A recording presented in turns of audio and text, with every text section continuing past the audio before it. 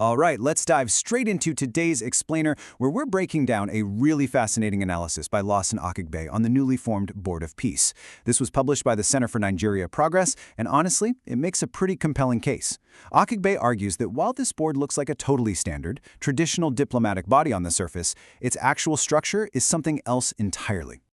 So to kick things off, we have to ask a kind of unusual question.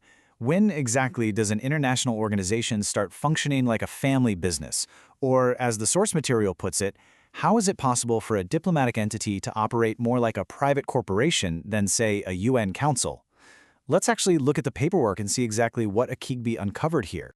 Here's a quick look at our roadmap for today. We're going to start by looking at whether this really is an international organization.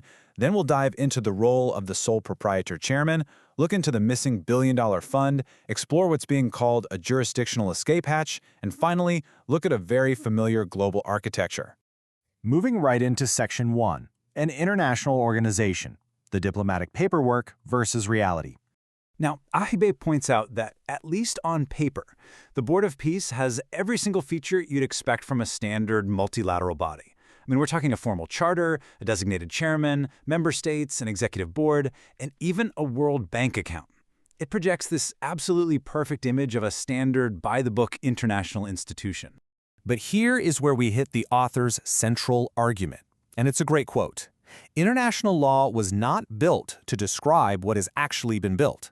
Akigbe is basically saying that if we only use the traditional vocabulary of international law here, we're going to completely miss the true architecture of this entity. Which brings us to Section 2, the sole proprietor chairman, and the constitutional oddity hiding right in plain sight. When you actually look closely at the specific scope of the chairman's powers, things get really interesting. The charter names Donald J. Trump personally. It doesn't just name the office of the president. And the author highlights that the founder actually retains life control. His term survives his presidency, he can only be removed by voluntary resignation or a unanimous vote of incapacitation. And crucially, he unilaterally selects his own successor.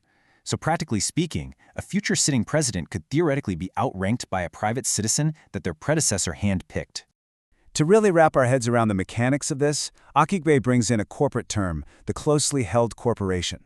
If you're not familiar, this is basically a company where the founder retains life control and just handpicks their successor, completely regardless of what the shareholders vote for. So using this analogy, the member states of this board are essentially just passenger shareholders, sitting in on a private enterprise. So the big takeaway here is this really stark contrast between standard diplomatic bodies and the actual written rules governing the Board of Peace. Standard organizations rely on plural sovereign membership and institutional continuity. But the Board of Peace, it's relying entirely on personal chairmanship and unilateral succession. All right, let's move on to Section 3, the missing billion-dollar fund and selling membership on spec. Now, despite billions of dollars being pledged from Gulf states like the UAE and Qatar, the current bank balance is, well, it's pretty striking. Secretary Rubio actually confirmed directly to Congress that $0 have been deposited into that World Bank account. Zero. The pledges we keep hearing about are essentially on a decade-long payment plan for funds that just haven't arrived yet. Which naturally brings up a really vital question for us. If there aren't any standard dues and the money literally isn't in the bank, how exactly is membership to this organization being sold? Well, here is how they've structured it.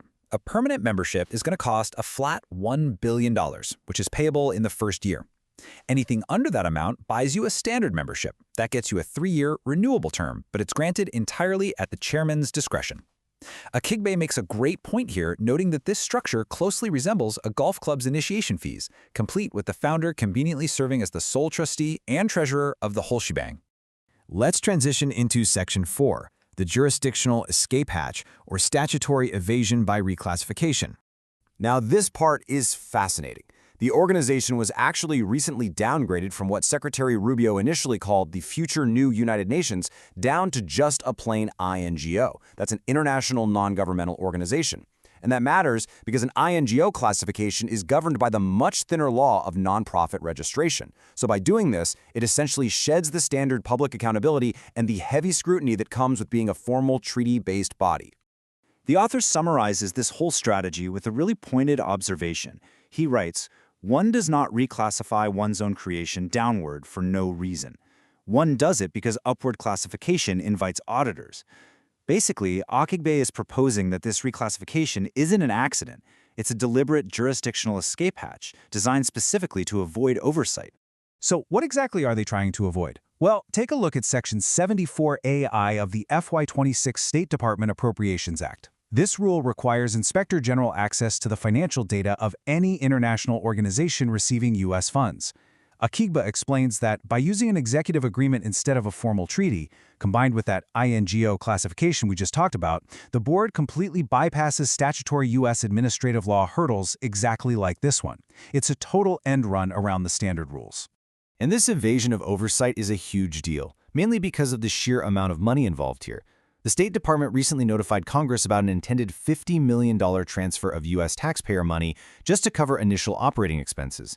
Now, because this transfer would go into accounts controlled personally by the chairman, analysts over at Carnegie are arguing that it directly invokes the Foreign Emoluments Clause.